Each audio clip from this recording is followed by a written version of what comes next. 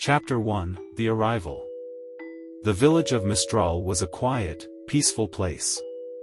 The people were simple folk, content to live off the land and fish from the sparkling river that ran through their community.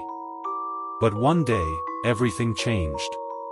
A strange ship appeared on the horizon, unlike anything the villagers had ever seen before. It was sleek and black, with no sails or oars. It drifted towards the shore silently, eerily. As the ship drew closer, the villagers gathered on the beach, watching in awe and fear. The ship's hull was made of some strange metal, and its windows were dark and reflective. A hatch opened in the side of the ship, and a ramp extended down to the beach. A figure emerged from the ship. It was tall and slender, with pale skin and silver hair. The figure wore a long black coat and a hood that obscured its face. The villagers stood rooted to the spot, unsure of what to do. The figure walked slowly down the ramp, its footsteps echoing on the sand.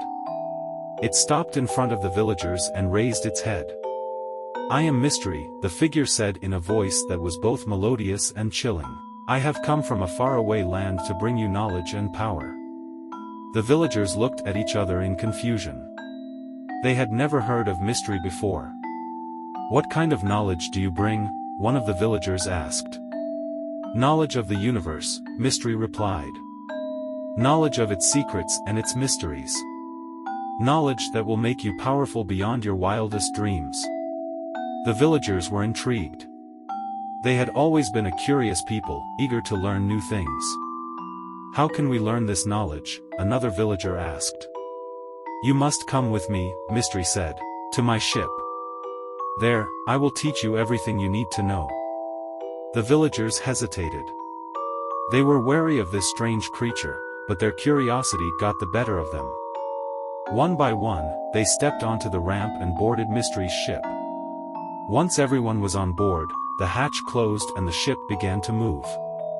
It drifted away from the shore, disappearing into the mist. Chapter 2: The Teachings. Mystery's ship was unlike anything the villagers had ever seen before.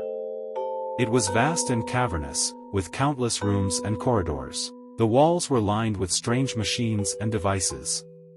Mystery led the villagers to a large chamber in the center of the ship. There, he began to teach them about the universe and its secrets. He taught them about the stars and planets, about the laws of physics, and about the nature of reality.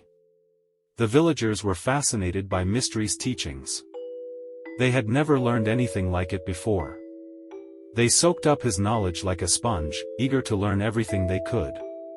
As the days turned into weeks, the villagers began to change.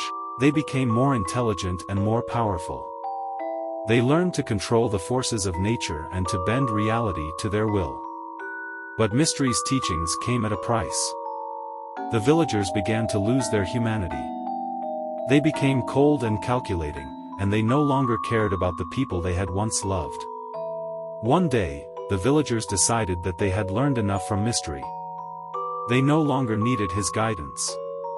They confronted Mystery and demanded that he let them go. Mystery was furious. He had planned to keep the villagers on his ship forever, using them as his slaves, but the villagers were too powerful now. He could not stop them from leaving. The villagers disembarked from Mystery's ship and returned to their village. But they were no longer the same people. They were now beings of immense power, but they were also devoid of humanity. Chapter 3: The Transformation. The villagers used their newfound power to transform their village.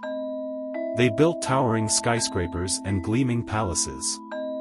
They created machines that could produce food and energy from thin air. The villagers became known as the Mistrals, and their village became the most powerful city in the world.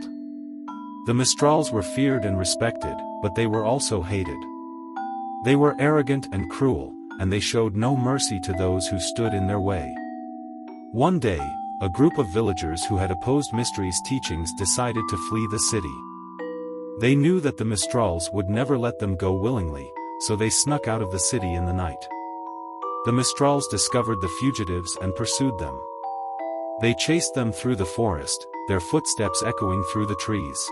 The fugitives were outnumbered and outmatched, but they fought bravely. They used their powers to create illusions and traps, but the Mistrals were relentless. Finally, the fugitives were cornered. They stood back to back, facing the Mistrals with their heads.